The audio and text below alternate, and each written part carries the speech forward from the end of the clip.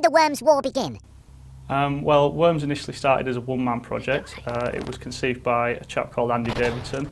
It was a game that he wrote as a multiplayer title, something that he and his friends could enjoy. He actually wrote it while he was still doing his maths A-level at school. I think it was a bit of an ambition or a dream for Andy that one day the game might get published, so he took it to a trade show in the UK. Team 17 stumbled upon it and signed both Andy and the game up. It came in-house, it was developed, it came out first on the Amiga, it was launched in 1995.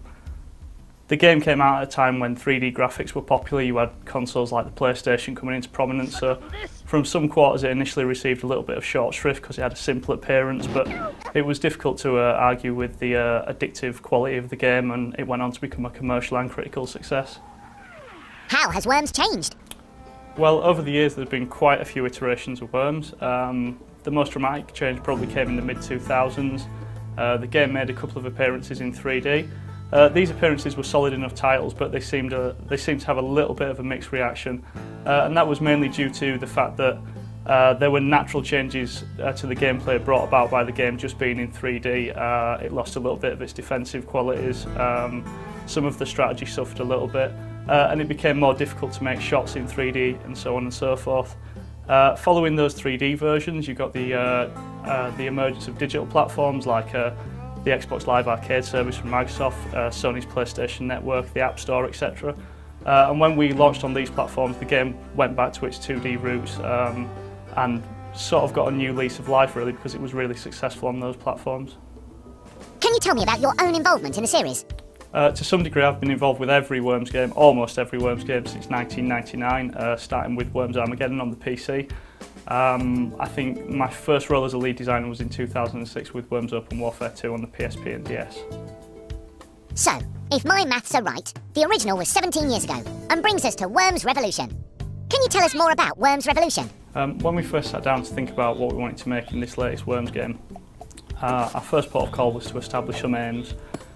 We were very conscious of the history of the brand, where it came from, the number of games that we'd made before that, and kind of, I suppose, to a degree, we wanted people to take notice of this game. We wanted a version of Worms that was essentially a game that could compete with the other high-quality products on those same spaces into which we'd be releasing. We didn't want to make just another Worms game. Terms like a next-gen version of Worms were bandied around a lot. So we basically established that we would need a new engine. We wanted the 2D gameplay that the series is known for, and we needed some new features that would evolve the brand in meaningful ways. And the result was really a completely new engine. We didn't want to use the 2D engine that we'd used in the past because we felt that might limit what we were able to do.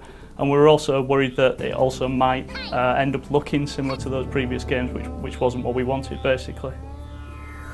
And how does Worms Revolution fit into the series? Well, creating the game from the ground up, one of the things that we need to consider is that none of the things from the old games are ported across. None of that stuff comes across for free. While we're trying to make something contemporary, at the same time it needs to be recognisable, it needs to feel it, it needs to play like Worms. That's very important to us. We have staff members working on getting the balancing right. They've worked on numerous Worms games, such as Worms Armageddon in the late 90s. With the new engine, we've got gorgeous high-definition graphics. We get a 3D landscape that, thanks to some very clever tech, deforms to the same resolution as the 2D games. The game loses none of its defensive strategy with the landscape being in 3D. If anything, we've got a host of new features such as different types of worm, physics objects, dynamic water. These increase the game strategy. You get situations in multiplayer games that just flat out can't happen, don't happen in the previous games.